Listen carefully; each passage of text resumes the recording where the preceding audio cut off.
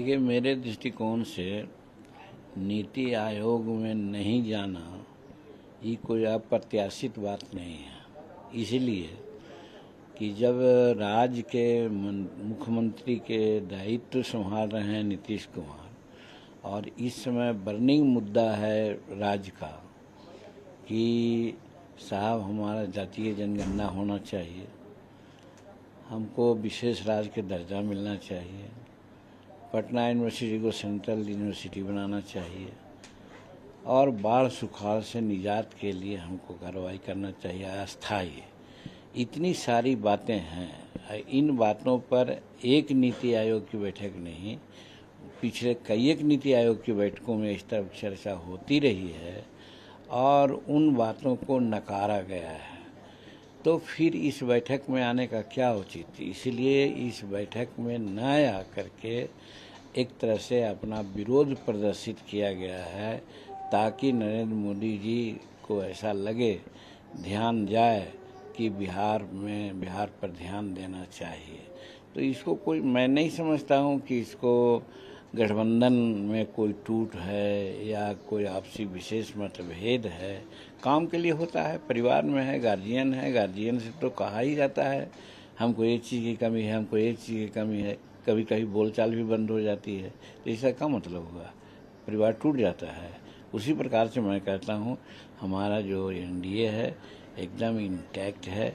नीतीश कुमार के बारे में आपने देखा, अमित शाह जी, नड्डा साहब ने भी कहा कि 2025 तक हम नीतीश कुमार जी के नेतृत्व में ही बिहार में सरकार चलेगी और अभी एकदम किसी प्रकार की कोई बिक्री नहीं है।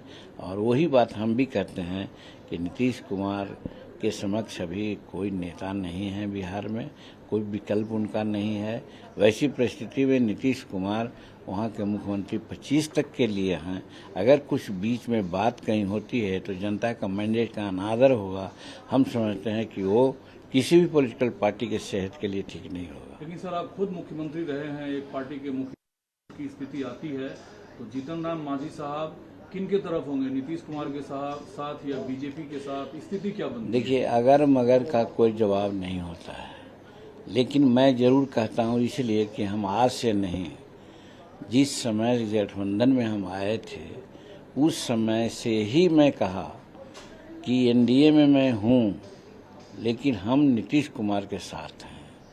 तो जब उस समय से बात हम कहते आ रहे हैं, दर्जनों बार इस बात की चर्चा किया, तो फिर आज अगर मगर की बात आप पूछते हैं तो हम तो समझते हैं या तो हमारी पूर्व बातों को आपको संज्ञान नहीं है और नहीं तो फिर कुछ और दिमाग में बात है। इसलिए इसका जवाब हम नहीं देंगे क्योंकि इसकी बात हम पहले बोल चुके हैं। आपने सर कुछ मुद्दे गिनाए कि इन मुद्दों के कारण बिहार के मुख्यमंत्री की नाराजगी है। मुख्यमंत्री रहते आपने भी सेंटर से कई चीजें डिमांड की है राज्य के लिए, लेकिन जो बातें जेडीयू के कोटे से आ रहा है आरसीपी सिंह को लेकर कि उनके सहारे एक और चिराग पासवान जैसा एपिसोड करने की कोशिश की जा रही है वो दे, तो ये तो बताता है कि खटास है जेडीयू के मन में और उसका आंच गठबंधन पर दिख रहा है। देखिए, जेडीयू और भाजपा बड़ी पार्टी है, हम तो बहुत छोटी पार्टी हैं, लेकिन इतना जरूर कहना चाहते हैं हम कि किसी भी पार्टी के अंदरूनी मामला में हम क्यों विचार करें या क्यों उसके बारे में बोलें, उनकी अपनी बात है, ऐसा उनको लगता होगा। ये गठबंधन का मामला नहीं है, ये जदयू का मामला है और पार्टी का मामला है, इसलिए इस पर हमको कुछ नहीं कहना चाहिए। आपने सर बैठक बुलाई है अपने पार्टी नेताओं की, विधायकों की बिहार में?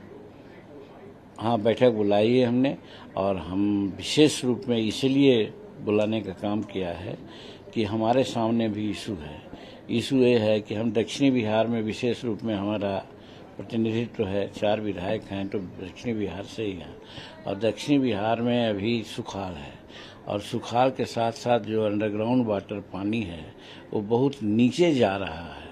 वैसी परिस्थिति में हम सरकार के साथ सम्मिलित होकर के सभी विधायक मिलें और नेता से मांग करें कि हमारे दक्षिणी बिहार को कम से कम सुखाड़ का क्षेत्र घोषित करें। इसके लिए हम बैठक बुलाए। एक सर आखिरी सवाल है कि क्या आपने जो कहा सरकार, आरजेडी ने भी बैठक बुलाई है, टूट फूट होती है तो किस करवट कौन जाएंगे, मुख्यमंत्री कौन होगा? देखिए, फिर वही बात है कौन होगा और क्या होगा ये किसने कहा है, किसने जाना है। हाँ, इतनी बात हम सब दिन कहते हैं और सब कोई मानते हैं इस बात को कि राजनीति संभावनाओं का खेल है, कुछ भी कभी भी हो सकता है।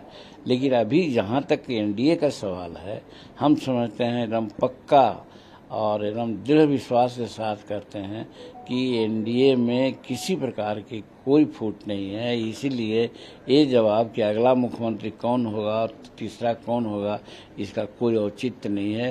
नीतीश कुमार हैं, नीतीश कुमार रहेंगे। आपके पास कोई कॉल बीजेपी की तरफ से, जेडीयू की तरफ से, अमित शाह की तरफ से, नड्डा जी की तरफ से, नीतीश जी की तरफ से कोई कॉल आपके पास, कोई किसी मुलाकात के संदर्भ में, किसी बातचीत के संदर्भ में? नहीं, कोई मुलाकात नहीं है। हम आए थे मुलाकात करने कुछ काम से दूसरे लोगों से। एक मंत्री से मुलाकात हुई, बाकी मंत्री नहीं है। बाकी हेल्थ के संबंध में था तो गंगाराम में हम लोगों ने ऑपरेशन उपचार करा लिया है। एम्स में था तो जिस डॉक्टर राकेश यादव से बात करनी थी वो खुद बीमार हैं, वो 15 के बाद ठीक होंगे। तो हमको ऐसा लगा कि हम अब यहाँ रहने का उचित नहीं है, एक दिन पहले जा रहे हैं और फिर 17-18 को। ये बात सही है, लोकतंत्र अभी खतरे में है और जब भी जिन्होंने भी खास करके भारतीय जनता पार्टी के साथ बगावत किया है, उनके साथ गलत व्यवहार किया गया है। तो मैं तो वही माननीय मुख्यमंत्री नीतीश कुमार जी से कहना चाहूँगा, घबराइए नहीं, पूरे बिहार आपके साथ है और आपको जो निर्णय लेना है राज्य के हित में वो लीजिए और आपके साथ पूरा बिहार खड़ा है। और देखिए, ये लोगों को एक दहशत बना रहा है अभी, क्योंकि इसका जो ज़मीन है ना ख़त्म हो चुका है। अभी ज़मीन पे कुछ नहीं रहा।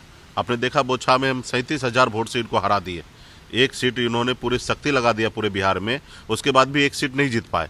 तो इनके पास भी वोट नहीं है, सिर्फ हवाबाजी है। पूरे भारत में ये दहशत बना के कहीं ना कहीं राज करना चाहता है, रूल करना चाह रहा है और देश के जनता, युवा सब कोई परेशान है। आज हर घर तिरंगा की बात कर रहा है, किसी के पास घर नहीं है रहने के लिए, वो कहाँ से तिरंगा फहराएंगे। आज रोजगार नहीं मिल रहा, नौकरी नहीं मिल रहा है किसी युवा को। तो इसके लिए कहीं ना कहीं देश के खास करके माननीय मुख्यमंत्री जी को इस पे एक्शन लेना चाहिए, सोचना चाहिए और सिर्फ बिहार के लिए नहीं पूरे देश के लिए खड़ा होना चाहिए। और 2024 को तो मैं कहूँगा कि देश का प्रधानमंत्री का कैंडिडेट बने और पूरा देश इनके साथ रहेंगे। लेकिन आपको नहीं लगता कि अगर तेजस्वी यादव आगे एक स्टेप बढ़ेंगे नीतीश जी के साथ, तो क्योंकि वो पहले से उनका कई केसों में नाम है, IRCTC से लेके सब में, तो पता चलेगा कि फिर से CBI ठीक है। अभी इतना अगर डरेंगे तो फिर राज्य की जनता के लिए क्या काम कर पाएंगे।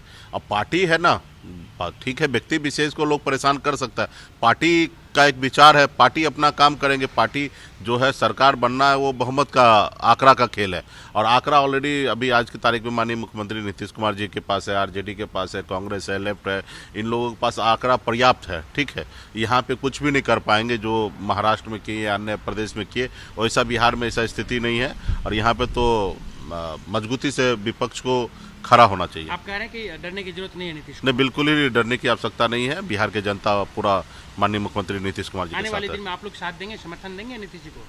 निश्चित तौर पर है ही, मौलिक समर्थक है ही। क्या कि अब देखिए कि भाजपा का किस तरीके से खेल है, हमारे पार्टी को खुद ही उन्होंने तोड़ दिया, हमारे विधायक को अपने दल में मिला लिया, तो हम लोग तो खुद ही उनसे ना खुश हैं।